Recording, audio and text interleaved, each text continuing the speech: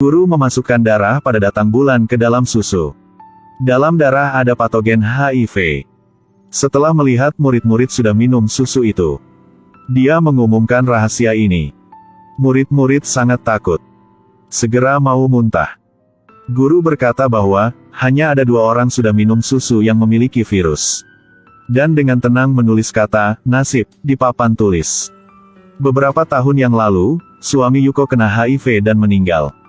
Putrinya menjadi semuanya. Setiap hari Manami akan di sekolah tunggu ibunya. Tapi pada hari itu, Manami tiba-tiba hilang. Akhirnya menemukan jenazah dia di bawah kolam sekolah. Polisi menyimpulkan bahwa inilah insiden yang tidak disengaja. Tapi penjaga menemukan sebuah tas uang berbentuk domba yang bukan milik Manami di samping kolam. Pada saat ini Yuko baru saja tahu.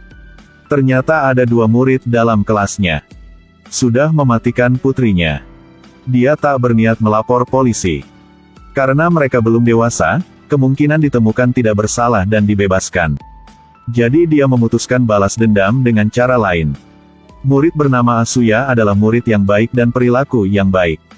Tapi dalam kegelapan, dia suka menganiaya hewan. Dia suka membuat alat-alat yang aneh.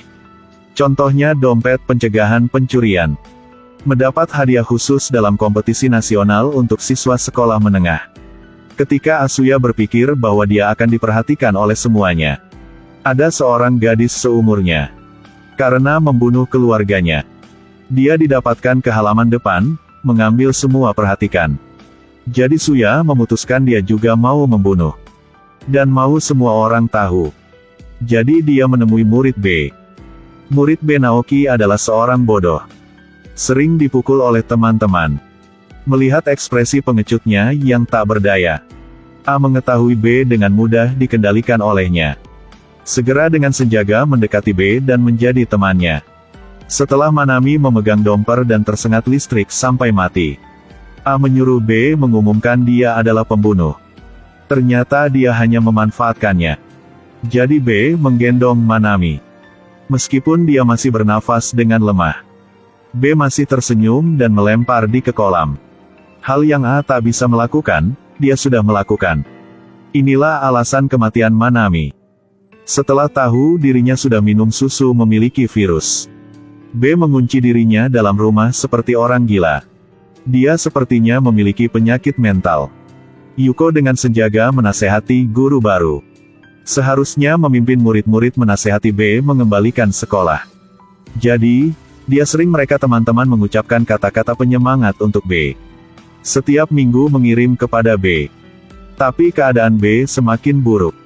Ternyata kata-kata teman-teman, setiap detik, setiap menit mengingatkan.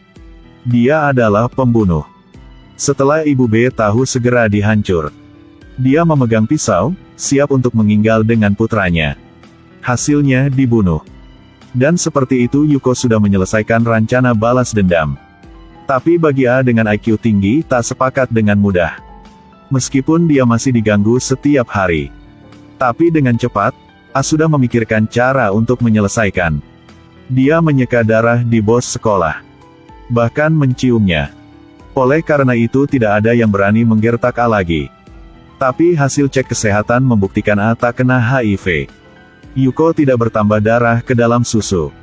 Setelah A mengetahui kebenaran sangat kecewa. Ternyata ibunya adalah insinyur senior. Karena putra sehingga menyerah pekerjaan.